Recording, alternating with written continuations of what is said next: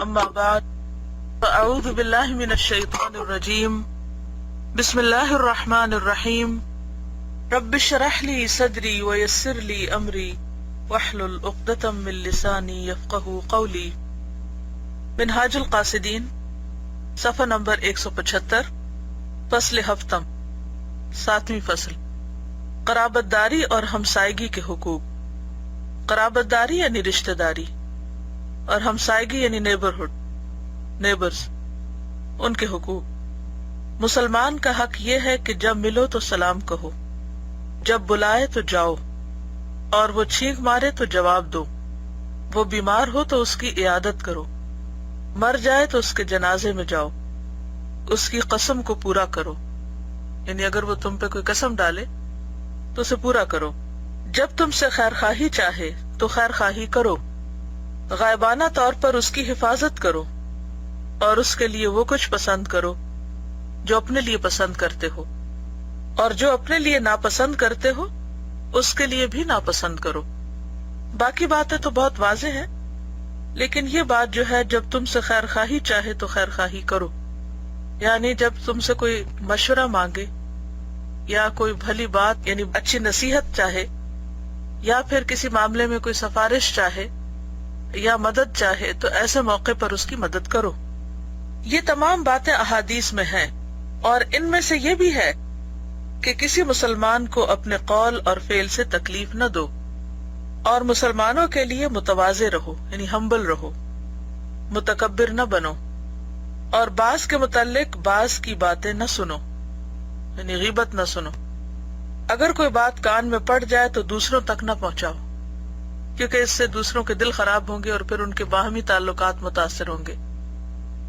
اور ان میں سے یہ بھی ہے کہ اگر جھگڑا ہو تو 3 دن سے زیادہ مسلمان سے قطع تعلق نہ کرے، کیونکہ اس میں مشہور حدیث ہے، حضرت ابو ہریرہ رضی اللہ عنہ سے روایت ہے کہ نبی صلی اللہ علیہ وسلم نے فرمایا، کسی مومن کے لیے جائز نہیں کہ 3 دن سے زیادہ اپنے مومن بھائی سے قطع تعلق کرے، یعنی تعلق کاٹ دے، بات چیت بند کر دے، یہ جائز نہیں۔ جب 3 دن گزر جائیں تو اس سے ملے اور اس پر سلام کہے، یعنی خود ہی راضی ہو جانا چاہیے، اس بات کا انتظار نہیں کرنا چاہیے کہ دوسرا آئے اور وہ منائے تو پھر انسان آگے بڑھے۔ اگر وہ سلام کا جواب دے تو دونوں اجر میں شریک ہو گئے، اور اگر اس نے جواب نہ دیا تو سلام کرنے والا قطع تعلق کے گناہ سے بچ جائے گا اور سارا اجر اسی کو مل جائے گا۔ معلوم ہونا چاہیے کہ قطع تعلق کا یہ مسئلہ دنیاوی امور میں ہے۔ اگر دین کا حق ہو تو اہل بدعت اور خواہش پرست اور معصیت کے رسیا سے ہمیشہ کے لیے قطع تعلق کر لے، جب تک کہ وہ حق کی طرف رجوع نہ کرے یا توبہ نہ کرے۔ یہ ان کا اپنا ایک استدلال ہے، جس کی بہرحال دین میں کوئی ایسی واضح دلیل نہیں ملتی، کیونکہ نبی صلی اللہ علیہ وسلم نے ہر طرح کے لوگوں سے تعلقات رکھے، اور غرض کیا تھی کہ انہیں دین کی طرف بلایا جائے۔ اگر آپ صرف نیک لوگوں کو ہی جانتے ہیں یا نیک ہی لوگوں کے ساتھ تعلقات ہیں تو اس سے انسان کی زندگی میں امن تو بہت ہوتا ہے، لیکن جب آپ ایسے لوگوں سے تعلق رکھتے ہیں جو دین سے دور ہیں، تو جہاں ایک طرف ان کی باتوں سے یا ان کی حرکات سے آپ کو تکلیف ہوتی ہے، وہاں دوسری طرف آپ کے ذمہ یہ بھی آتا ہے کہ آپ ان کو دین کی طرف لائیں اور ان کو ان کی بدعات اور ان کی جو غلط کام ہے ان سے خبردار کریں، کیونکہ اگر قطع تعلق آپ نے کر لیا تو امر بالمعروف اور نہی عن المنکر کا فریضہ ادا ہو ہی نہیں سکتا۔ لیکن اگر ایسا موقع ہو کہ کوئی ایسا شخص جس سے تعلق رکھنے کی وجہ سے آپ کا اپنا دین پر قائم رہنا مشکل ہو جائے تو اس میں پھر جس حد تک ہو سکے محتاط رہے، یعنی انسان اس معاملے میں کوئی ہارڈ اینڈ فاسٹ رول نہیں اختیار کر سکتا۔ اس میں دیکھا یہ جائے گا کہ انسان کا دین اور ایمان کس حال میں محفوظ ہے، یعنی کس طریقے سے وہ اپنے ایمان کو بچا سکتا ہے یا اپنے عمل کو۔ کیونکہ بعض اوقات جب آپ ایسے لوگوں کے بیچ میں بیٹھتے ہیں جو اللہ رسول کا مذاق اڑاتے ہیں یا دین کا مذاق اڑاتے ہیں، اور اگر آپ ان میں بیٹھے رہتے ہیں تو یہاں پر اللہ تعالیٰ کا حکم بھی ہے کہ آپ وہاں سے اٹھ جاؤ، لیکن اگر وہ اس بات کو چھوڑ دے تو پھر قرآن ہی کہتا ہے کہ دوبارہ ان سے بات کر سکتے ہو۔ طویل عرصے تک اگر انسان ایسے لوگوں کے بیچ میں ہو جو براہ راست دین کا مذاق تو نہ اڑائیں لیکن اپنی مجلسوں میں دوسروں کی غیبت کریں، غلط باتیں کریں، جسے کئی دفعہ خاندانوں کے اندر ہوتا ہے، تو اس وقت انسان کوشش کرے کہ دوسروں کو روکے، اور اگر سمجھے کہ وہ روک نہیں سکتا تو پھر چپکے سے کسی اور کام میں مشغول ہو جائے اور ایسی مجلس میں نہ بیٹھے جس سے انسان کے تعلقات دوسروں سے خراب ہوں، یا یہ کہ انسان دوسروں کے حقوق ادا کرنے کے قابل نہ رہے۔ اور اس میں سے یہ بھی ہے کہ جس سے بھی اچھا سلوک کر سکتا ہو اپنی ہمت کے مطابق اچھا سلوک کرے۔ کسی کے گھر اس کی اجازت کے بغیر نہ جائے، دروازے پر رک کر 3 دفعہ اجازت مانگے، اگر اجازت نہ ملے واپس آ جائے۔ اور اس میں سے یہ بھی ہے کہ لوگوں سے اچھے اخلاق سے پیش آئے، اور یہ اس طرح ہے کہ ان میں سے ہر ایک کے ساتھ اس کے شایان شان طریقے کے مطابق معاملہ کرے۔ جاہل سے علم کی، کھلنڈرے سے فقہ کی اور کن ذہن سے علم کی باتیں بیان کرے گا تو خود بھی تکلیف پائے گا اور ان کو بھی تکلیف دے گا، کیونکہ وہ ان کی عقل سے بالا ہوں گی۔ اور پھر اس طرح جب وہ نہیں سمجھیں گے تو فرسٹریشن ہوگی، لہذا لوگوں سے ان کی عقل اور ان کی سمجھ کے مطابق ہی معاملہ کیا جائے۔ اور اس میں سے یہ بھی ہے کہ بڑوں کی عزت کرے اور بچوں پر شفقت، اور تمام لوگوں کے ساتھ خندہ پیشانی اور نرم دلی سے پیش آئے، یعنی ہر ایک کے ساتھ ہمدردی اور شفقت کا برتاؤ ہونا چاہیے۔ ان سے کیے ہوئے وعدے پورے کرے اور اپنی طرف سے لوگوں سے انصاف کرے، اور ان کے ساتھ وہی سلوک کرے جو سلوک کرنا ضروری ہو۔ حضرت حسن نے کہا، اللہ تعالیٰ نے آدم علیہ السلام کی طرف 4 باتوں کی وحی کی ہے اور فرمایا ان میں سے ایک میرے لیے اور ایک تیرے لیے، اور ایک تیرے اور میرے درمیان، اور ایک تیرے اور مخلوق کے درمیان ہے۔ میرے لیے یہ ہے کہ تو میری عبادت کر اور میرے ساتھ کسی کو شریک نہ ٹھہرا۔ تیرے لیے یہ ہے کہ میں تیرے اعمال کا بدلہ تجھے اس وقت دوں گا جب تجھے اس کی بڑی ضرورت ہوگی، اور جو تیرے اور میرے درمیان ہے وہ تیری دعا ہے، تو دعا کر میں قبول کروں گا، اور جو تیرے اور لوگوں کے درمیان ہے وہ یہ ہے کہ تو ان کے ساتھ اس طرح رہ جیسا کہ تو چاہتا ہے کہ وہ تیرے ساتھ رہے۔ یہ بہت ہی حکمت کی بات ہے کہ بعض اوقات ہم سوچتے ہیں کہ ہم کسی کے ساتھ کیسا معاملہ کریں، اس کے ساتھ کیسے پیش آئیں، کیا کریں کیا نہ کریں۔ تو اس میں بہترین چیز یہ ہے کہ انسان معیار اس چیز کو بنائے کہ جس بات سے اسے خود دوسروں سے تکلیف پہنچتی ہو وہ بات دوسروں کے حق میں نہ کرے، تو انشاءاللہ پھر تعلقات بہت بہتر رہیں گے۔ عموماً مشکل کیسے ہوتی ہے یا کب ہوتی ہے؟ اس وقت ہوتی ہے کہ جب ہم اپنے لیے تو اچھا چاہتے ہیں، یعنی لینے کے معاملے میں بہت آگے ہوتے ہیں، اور جب دینے کی بات آتی ہے تو بھول جاتے ہیں۔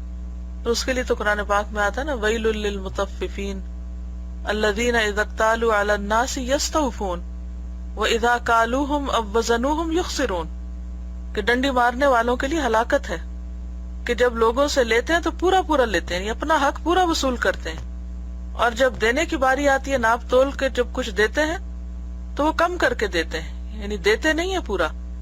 تو بات یہ ہے کہ کوئی بھی ایسی چیز، یعنی ہم اگر بیٹھ کر اپنا جائزہ لیں کہ وہ کون کون سی باتیں ہیں جو مجھے لوگوں میں اچھی نہیں لگتی، جو اگر لوگ وہ کام کرے تو مجھے سخت ناپسند ہوتے ہیں، تو پھر اپنے آپ کو سمجھائے کہ مجھے بھی کسی کے حق میں ایسا نہیں کرنا۔ مثلا اگر آپ کو کسی کے زور سے دروازہ کھولنے یا بند کرنے سے تکلیف ہوتی ہے تو آپ اس سے بچیں۔ اگر کسی کے مخصوص طریقے سے پاؤں پٹخا کے چلنے میں آپ کو تکلیف ہوتی ہے تو آپ خود اس طرح اپنے آپ کو روکیں تاکہ دوسروں کو بھی تکلیف نہ ہو۔ کوئی ایسی حرکت جو دوسروں میں دیکھتے ہیں اور آپ کو ناگوار گزرتی ہے وہ حرکت اپنے اندر سے نکال دیں، تو انشاءاللہ آپ دیکھیں گے کہ پھر مشکل نہیں ہوگی۔ اور اس سے یہ بھی ہے کہ باوقار لوگوں کی زیادہ عزت کرے، یعنی اللہ تعالیٰ نے مختلف انسانوں کے درمیان مرتبے بنائے، بچے کے ساتھ معاملہ اور طرح کیا جاتا ہے، برابر والے کے ساتھ اور طرح کیا جاتا ہے، اور بڑے کے ساتھ مختلف طریقے سے کیا جاتا ہے۔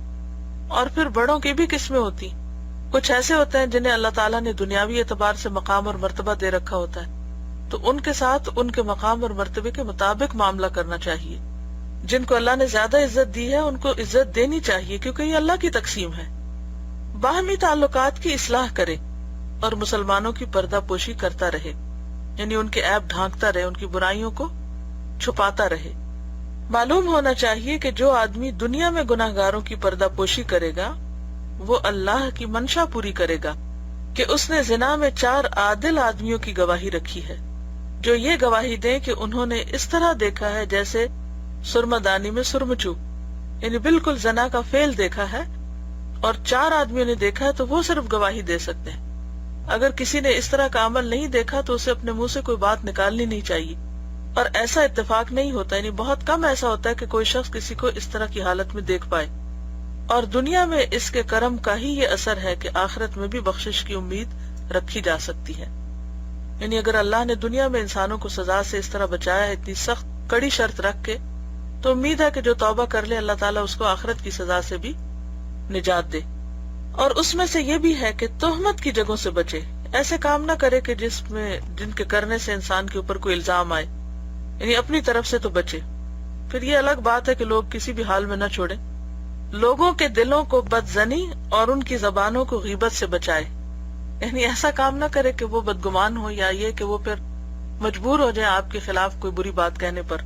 اور اس میں سے یہ بھی ہے کہ جس مسلمان کو بھی سفارش کی ضرورت ہو اس کی سفارش کرے اور ان کی حاجت پوری کرنے کی کوشش کرتا رہے. یعنی اگر آپ کی سفارش سے کسی کا کوئی کام بن جائے تو اس میں پیچھے نہ رہے. اور اس سے یہ بھی ہے کہ ہر مسلمان کو کلام کرنے سے پہلے سلام کہے. مصافحہ کرنا بھی سنت ہے. حضرت انس رضی اللہ عنہ نے کہا، نبی صلی اللہ علیہ وسلم نے فرمایا، 2 مسلمان آدمی ملاقات کریں اور ایک دوسرے کا ہاتھ پکڑ لیں تو اللہ تعالیٰ کا حق ہے کہ ان کی دعا قبول کرے اور ہاتھ الگ کرنے سے پہلے ان کو بخش دے. یعنی مصافحہ کا اتنا اجر و ثواب ہے. ایک اور حدیث میں ہے، جب مومن مومن سے مصافحہ کرتا ہے، یعنی ہینڈ شیک کرتا ہے، تو 100 درجے رحمت نازل ہوتی ہے اور اس میں سے 99 درجے اسے ملتی ہے جو زیادہ خندہ روح اور اچھے خلق والا ہو.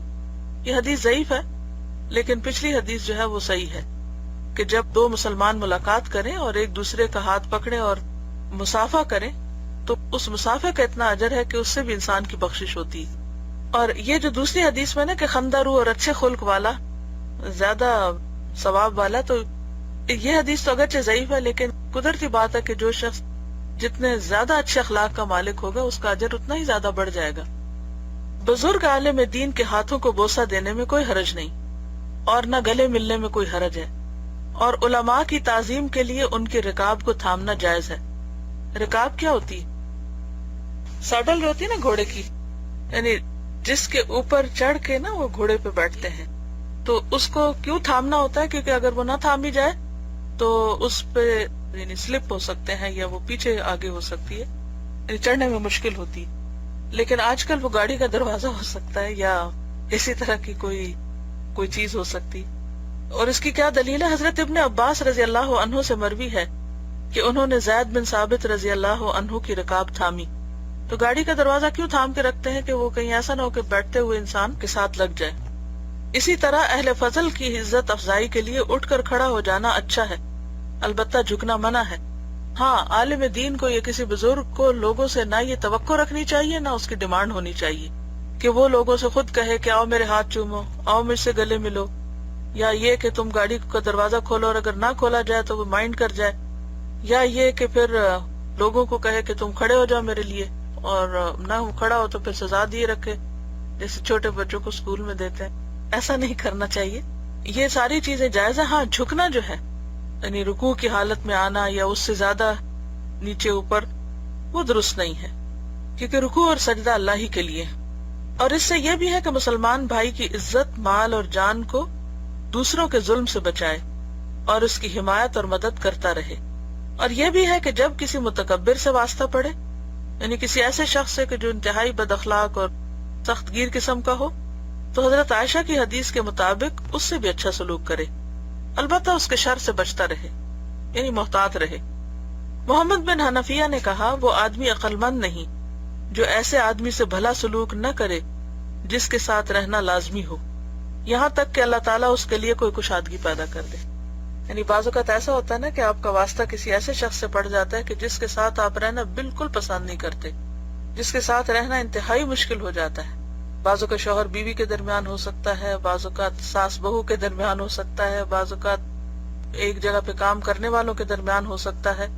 یعنی مختلف لوگ ہوتے ہیں زندگی میں جن سے ہم ملتے ہیں اور بعض اوقات ان کے ساتھ چند گھڑیاں گزارنا بھی بہت مشکل ہوتا ہے، ان کی عادات کی وجہ سے یا ان کے طبیعت کے اندر بہت جذباتیت ہونے کی وجہ سے، یا پھر ان کے کپڑوں کے اندر ایسی اسمیل آتی ہو، یا وہ یعنی ہائیجین کا خیال نہ رکھتے ہوں، تو ایسے میں بعض اوقات انٹرپرسنل ریلیشن شپ جو ہوتے ہیں وہ متاثر ہوتے ہیں، تو اب ان کو کہیں دور پھینکنا بھی مشکل ہوتا ہے۔ ایسی صورت میں کیا ہے کہ وہ آدمی عقل مند نہیں جو ایسے آدمی سے بھلا سلوک نہ کرے جس کے ساتھ رہنا لازمی ہو۔ یعنی اب آپ کو پتا ہے کہ اس نے بھی یہاں رہنا ہے اور آپ نے بھی وہیں رہنا ہے۔ بعض اوقات بہن بھائی ہوتے ہیں گھر میں، یعنی کوئی بھی دو افراد ایسے ہو سکتے ہیں کہ جن کا باہم ایک دوسرے سے بالکل مزاج نہ ملتا ہو۔ اب اس میں ایک صورت تو یہ ہے کہ انسان اپنے غم، غصے اور فرسٹریشن کا اظہار کر کے تو میں کر کے بات ختم کر دے۔ ایک یہ ہے کہ انسان صبر اور برداشت سے کام لے، اور پھر انسان دوسرے کے ساتھ بھلا سلوک کرتا رہے جتنا وہ کر سکے، اور ہو سکتا ہے کہ اس کے بھلے سلوک کی وجہ سے دوسرا شخص بھی اپنا رویہ تبدیل کر لے، یہاں تک کہ اللہ تعالیٰ اس کے لیے کوئی کشادگی پیدا کر دے، کیونکہ یہ تو کبھی ہوا ہی نہیں کہ کوئی شخص پیدائش سے موت تک کسی کے ساتھ رہا ہو۔ یعنی زندگی میں انسان پہلے بچہ ہوتا ہے تو والدین کا محتاج ہوتا ہے، پھر شادی ہوتی ہے تو والدین سے الگ ہو جاتا ہے، پھر اس کے بعد اس کے بچے ہوتے ہیں تو کچھ عرصے بعد وہ الگ ہو جاتے ہیں، شوہر بیوی میں سے کوئی فوت ہو جاتا ہے وہ الگ ہو جاتا ہے، دوست ایک دوسرے سے الگ ہو جاتے ہیں۔ تو اس دنیا میں یہ نہیں ہوا کہ ہمیشہ کے کسی ایک انسان کے ساتھ انسان کو رہنا ہو۔ قدرتی طور پر جیسے زمین کی حالت تبدیل ہوتی رہتی ہے، اسی طرح زمین پہ رہنے والوں کی بھی حالت تبدیل ہوتی رہتی ہے، اور انسان ملتے ہیں اور بچھڑ جاتے ہیں، لیکن جتنا عرصہ بھی کوئی کسی کے ساتھ رہے تو ضروری ہے کہ انسان دوسرے کے ساتھ بھلا سلوکی کرے، اور یہ بھی ہے کہ امیروں کے ساتھ رہنے سے پرہیز کرے۔ اس کی کیوں ممانت ہے؟ کیونکہ پھر انسان کے دل میں ہر وقت ایک حسرت اور شکوہ اور غم رہے گا، اور اس سے انسان کی شخصیت گھٹ کر ختم ہو جائے گی اور اس کے اندر شکر گزاری نہیں ہوگی۔ زیادہ تر مسکینوں کے ساتھ رہے، کیونکہ غریبوں کے ساتھ اور مسکینوں کے ساتھ رہنے سے انسان کے اندر ایک قناعت کا جذبہ بھی آتا ہے، سکون بھی آتا ہے، اور اللہ کی شکر گزاری بھی ہوتی ہے۔ اور یتیموں سے اچھا سلوک کرے، جو بیمار ہو ان کی بیمار پرسی کرے، یعنی عیادت کرے۔ بیمار پرسی کے آداب یہ ہیں کہ اپنا ہاتھ مریض پر رکھے اور اس سے پوچھے تمہارا کیا حال ہے، تھوڑی دیر اس کے پاس بیٹھے، نرمی کا اظہار کرے، اس کے لیے تندرستی کی دعا کرے، اور مکان میں رکھی ہوئی چیزوں کو نہ دیکھے، نگاہ نیچی رکھے۔ یہ بہت ہی کام کی بات بتائی ہے کہ بعض لوگ کسی سے ملنے جاتے ہیں تو وہ ادھر توجہ نہیں کرتے کہ جس سے ملنے کے لیے جاتے ہیں، وہ یہ دیکھتے رہتے ہیں کہ ان کے گھر میں کیا کیا رکھا ہوا ہے اور کہاں کہاں رکھا ہوا ہے، اور وہ کبھی دیواروں کو دیکھیں گے، کبھی چھت کو دیکھیں گے، کبھی کارپیٹ کو دیکھیں گے، کبھی فرنیچر کو دیکھیں گے، اور بیمار کی طرف یا جس سے ملاقات کرے اس کی طرف کوئی توجہ نہیں ہوگی۔ اور یہ انتہائی بد اخلاقی کی بات ہے کہ انسان سے زیادہ چیزوں سے دلچسپی رکھے، اور انسان سے اس کی ہمدردی کم ہو، اور اس کی توجہ جو ہے وہ لا یعنی اور غیر ضروری چیزوں کی طرف ہو۔ تو یہ انہوں نے کئی سو سال پہلے یہ بات سمجھائی ہے کہ جب کسی بیمار کے پاس جائے تھوڑی دیر اس کے پاس بیٹھے، اظہار ہمدردی کرے، دعا کرے، اور ادھر ادھر نہ دیکھے، اور اپنا کام کر کے واپس لوٹے۔ اور مریض کے لیے مستحب ہے کہ دعا اور اللہ کے کلام سے فائدہ اٹھائے۔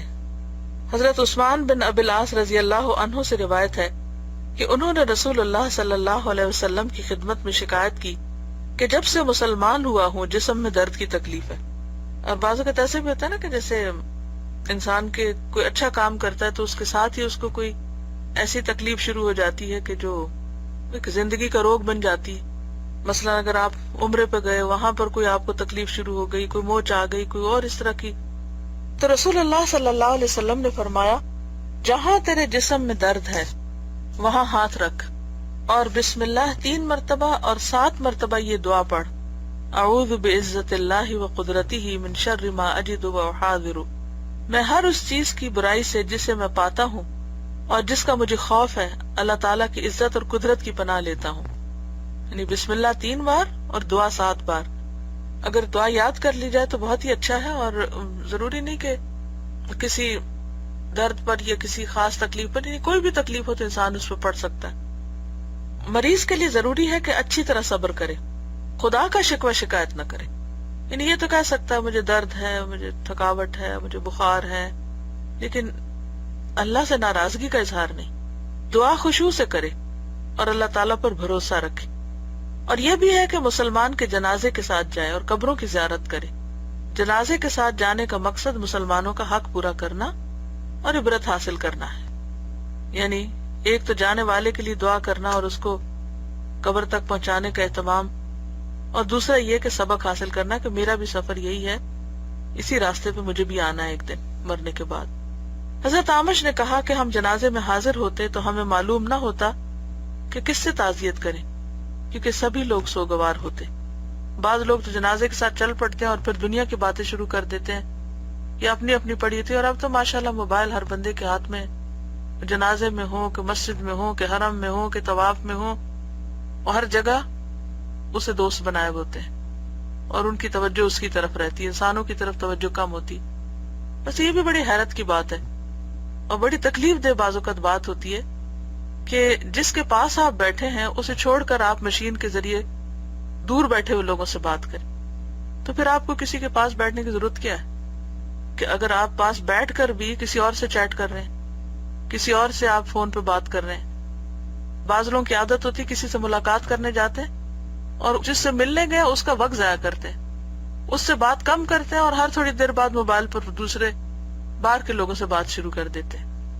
کچھ عرصہ پہلے میں نے پڑھا تھا ایک چائنیز پرائم منسٹر کے بارے میں کہ ان کا ملاقات کا طریقہ کیا ہے، کہ جو ان کے ملاقات کا کمرہ ہوتا ہے اس میں نہ کوئی فون ہوتا ہے، نہ کوئی موبائل، نہ کوئی اور. جو ٹائم مقرر ہوتا ہے ملاقات کے لیے اس ٹائم میں صرف اور صرف وہ اس شخص کی طرف توجہ دیتے ہیں جس کی وہ بات سن رہے ہوتے ہیں یا جو ملاقات کے لیے آیا ہوتا ہے. جب ٹائم ختم ہو جاتا ہے تو بات منقطع ہو جاتی ہے اور پھر دوسرے شخص کی باری ہوتی ہے جو بھی. اور یہی نبی صلی اللہ علیہ وسلم کی سنت تھی کہ جس شخص سے بات کرتے پوری طرح اس کی طرف متوجہ ہوتے تھے. اور پھر یہ ہے کہ بعض اوقات یہ کہ انسان، اور یہ جیسے جنازے پر سب سوگوار ہیں اور سب خاموش ہیں اور ایک غم کا اظہار کر رہے ہیں، لیکن اگر اس وقت بھی آپ ٹیکسٹ میسجنگ کر رہے ہیں اور لوگوں سے باتیں کر رہے ہیں اور ادھر ادھر دیکھ رہے ہیں یا ہنسی مذاق کر رہے ہیں تو اس کا مقصد فوت ہو جاتا ہے جنازے کا. اور قبروں کی زیارت کا مقصد دعا اور عبرت اور دل کا نرم کرنا ہے. جنازے کے ساتھ جانے کے آداب یہ ہیں کہ پیدل چلے، پرخشوع ہو یعنی جسم پر رقت طاری ہو، خاموش رہے، میت کو دیکھتا جائے، موت کے متعلق سوچے اور اس کی تیاری کرے.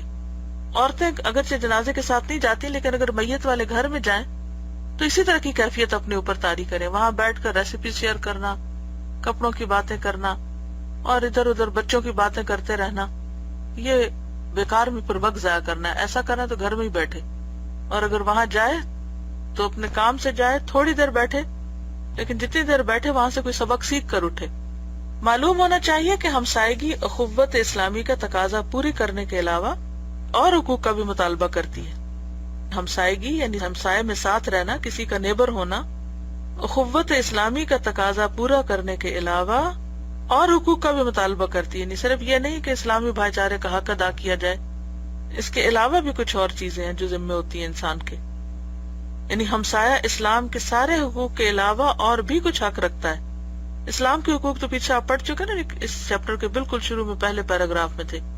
حدیث میں آیا ہے کہ ہمسائے تین ہیں، ایک جس کا ایک حق ہے، ایک وہ جس کے دو حق ہے، اور ایک وہ جس کے تین حق ہے. جس کے تین حق ہے وہ مسلمان قرابت دار ہمسایہ ہے، یعنی مسلمان پھر رشتہ دار اور پھر ہمسایہ. اس کے لیے ایک حق ہمسائیگی کا ہے، ایک اسلام کا اور ایک حق قرابت کا. اور جس کے دو حق ہیں یہ مسلمان ہمسایہ ہے جس کا ایک حق اسلام کا ہے اور ایک ہمسائیگی کا. اور جس کا صرف ایک حق ہے وہ مشرک ہمسایہ ہے، یعنی اگر نان مسلم پڑوسی ہو تو اس کا بھی حق ہوتا ہے.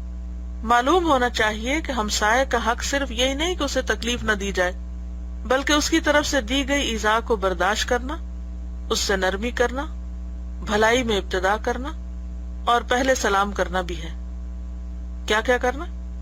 اس کی طرف سے آئی ہوئی تکلیف برداشت کرنا، اس سے نرمی کرنا، بھلائی میں ابتدا کرنا، اچھا کام کرنے میں، خیر خواہی میں، خیال رکھنے میں پہل کرنا، اور پہلے سلام کرنا بھی.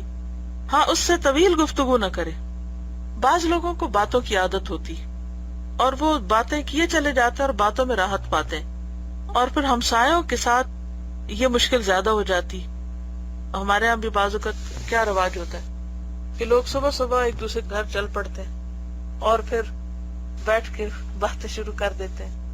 ان کو بالکل اس بات کا خیال نہیں ہوتا کہ دوسرے کس حال میں ہے یا اس سے کوئی زیادہ اہم کام بھی ہوگا. جس کو کہتے ہیں نا کہ باتوں کا چسکا.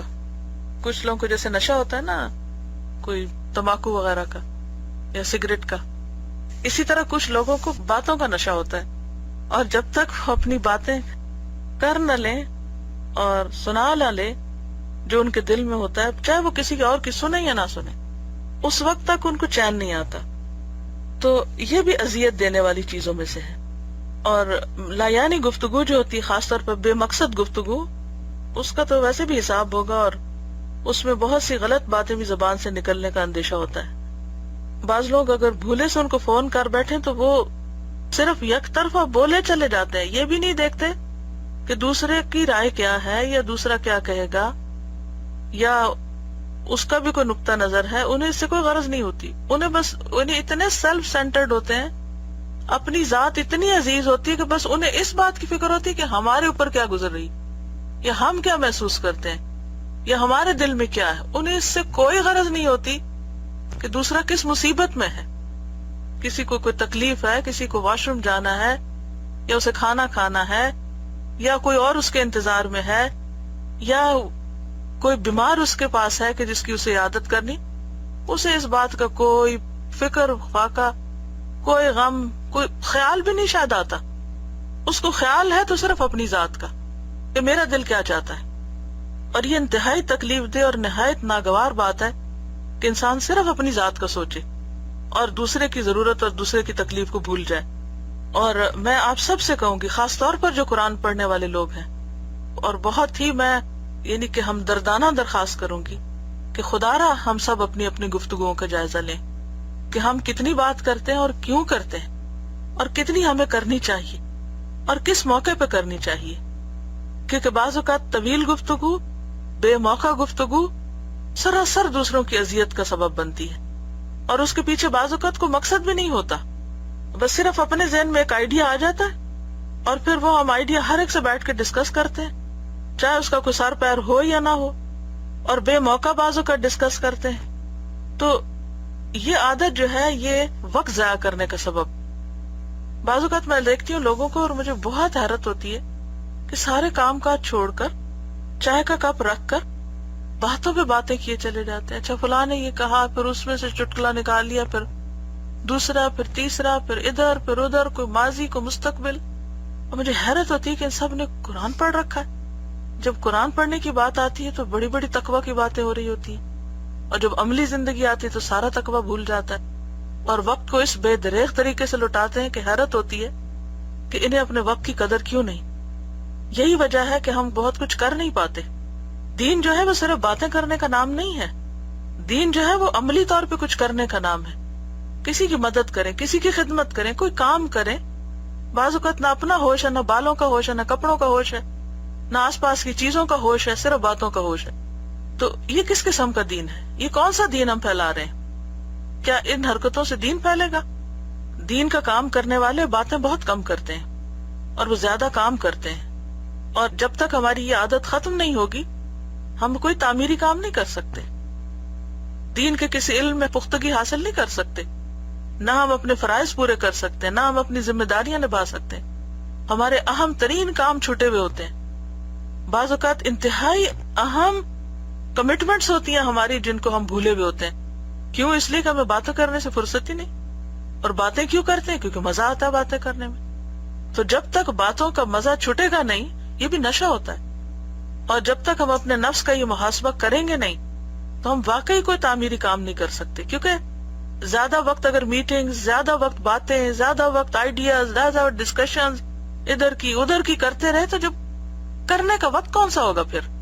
تو اس لیے جہاں جہاں بھی ہم رہتے ہیں، میں یہ کسی ایک خاص گروہ یا کسی ایک خاص فرد یا کسی ایک خاص علاقے کی بات نہیں کر رہی. یہ خرابی میں نے ہر جگہ دیکھی ہے. جہاں جہاں بھی ہم رہتے ہیں، جس برانچ میں، جس کلاس میں، جس جگہ بھی رہتے ہیں، ہم سب ایک دوسرے کو بھی منع کریں اور ڈسکریج کریں اور خود بھی اس سے باز آئیں اور ٹیلی فون پر بھی بہت کم گفتگو کریں اور اسی طرح لمبی لمبی میلز لکھنا بھی چھوڑیں اور یہ دیکھیں کہ ہمارے فرائض کیا ہیں. ہم نے فرض کے علاوہ نفل کتنے پڑھے, قرآن کی تلاوت کتنی کی ہے, کس کتاب کا کتنا مطالعہ کیا ہے, لوگوں کی کتنی ضروریات پوری کی ہیں, ان کی طرف ہماری کتنی توجہ ہے. ہم سب کو سوچنا چاہیے زندگی صرف ایک دفعہ ملی ہے, یہ 2 دفعہ نہیں ملی. اور ایک دن جو ایک بیکار کام میں ہم نے ضائع کر دیا تو وہ دوبارہ نہیں ہمیں ملے گا. تو اس لیے اپنی چیزوں کو پرائرٹائز کریں, فرائض کو سامنے رکھیں, اور پھر اس کے بعد یہ ہے کہ پھر دیکھیں کہ باقی چیزیں کیا ہیں. اور جو ہم کر رہے ہیں نا کام, اگر اسی میں ہم بہتری پیدا کر لیں تو بہت زیادہ باتوں کی ضرورت بھی نہیں رہے گی. یہ مسائل ہوتے بھی اس لیے ہیں کہ باتیں زیادہ ہوتی ہیں اور کام کم ہوتا ہے, ایکشن لینے کا وقت ہی نہیں ہوتا. تو ہمسائے کے حق میں یہ انہوں نے بہت ہی کام کی بات کی ہے کہ ہمسائے کے حق میں ایک حق یہ بھی ہے, اور بلیو می یہ مجھے فرسٹ ٹائم کہیں سے پتا چلا ہے کہ سلام کے بارے میں تو بہت پڑھتے ہیں اور برداشت اور صبر کے بارے میں اور نرمی اور بھلائی کے, لیکن یہ انہوں نے بہت کام کی بات کی ہے کہ اس سے طویل گفتگو نہ کرے, کیونکہ اس کے وقت میں حرج ہوگا, اس کا کام مکمل نہیں ہوگا. بعض اوقات میں خواتین کو دیکھتی ہوں کہ اچھا بھلا ٹیلنٹ ہوتا ہے, سب کچھ کر سکتے ہیں, لیکن کیا ہے آدھا دن ٹیلی فونوں پہ, یا کسی ایک کا فون آ گیا, اس نے کہانی سنا دی, دوسرے کا آ گیا, پھر تیسرے کا, اتنے میں دیکھا وہ بچوں کے آنے کا وقت ہو گیا, جلدی سے کھانا پکا لو, جلدی سے ادھر ادھر ہاتھ مار لو تاکہ وہ پھر آ کے شوہر ناراض نہ ہو یا کچھ اور. لیکن وہ جو عبادت کا وقت ہے اور کوالٹی ٹائم ہے وہ تو سارا فضول گفتگو میں گزر گیا. اور جتنی ٹیکنالوجی نے ترقی کی ہے اتنے ہی ہمارے مشاغل بیکار ہو گئے. پہلے تو چلو ایک ٹیلی فون تھا, اب تو میلز اور چیٹ ہی نہیں دم لینے دیتی, اور کسی وقت کمپیوٹر سے ہی ہم نہیں اٹھتے, تو باقی ہم کام کس وقت کریں گے. پھر یہ لکھتا ہے کہ بیماری میں اس کی عیادت کرے, مصیبت میں اس کو صبر کی تلقین اور خوشی میں اس کو مبارکباد کہے, نیز اس کی لغزش سے درگزر کرے, اس کے گھر میں نہ جھانکے, اپنی دیوار پر اس کے شتیر رکھنے سے نہ روکے, یعنی اگر اس کو ضرورت ہو دیوار استعمال کرنے کی تو اس میں بھی مدد کرے, اپنے پرنالے میں اس کا پانی بہنے سے ناراض نہ ہو, اور کبھی صحن میں مٹی یا کوڑا گر جائے تو ناراض نہ ہو. یعنی کچھ چیزیں قدرتی طور پر آ جاتی ہیں, ایک طرف سے دوسری طرف ہوا اڑتی ہے تو آپ کا کوڑا دوسرے کے گھر میں جا سکتا ہے, یا دوسرے کا آپ کی طرف آ سکتا ہے, یا زیادہ بارش ہو جائے تو پانی کا بہاؤ آپ کے گھر کی طرف ہو سکتا ہے. تو اس میں یعنی بہت برا نہ منائے, کیونکہ کچھ چیزیں دوسرے کے بس میں نہیں ہوتی, یا وہ جان بوجھ کے نہیں کر رہا ہوتا.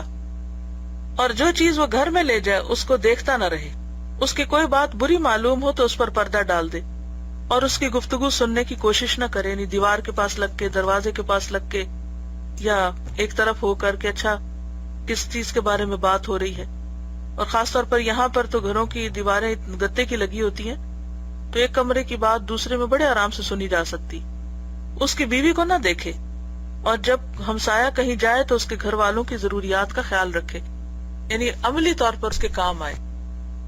تو یہ چیپٹر تو اگرچہ چھوٹا تھا مگر ان کا ایک ایک جملہ جو ہے وہ بہت ہی کام کا ہے, اور باہمی انسانی جو تعلقات ہیں ان کو بہتر بنانے کی بہترین باتیں اس میں انہوں نے جمع کر دی ہیں. اللہ تعالیٰ سے دعا ہے کہ اللہ ہمیں عمل کی توفیق عطا فرمائے.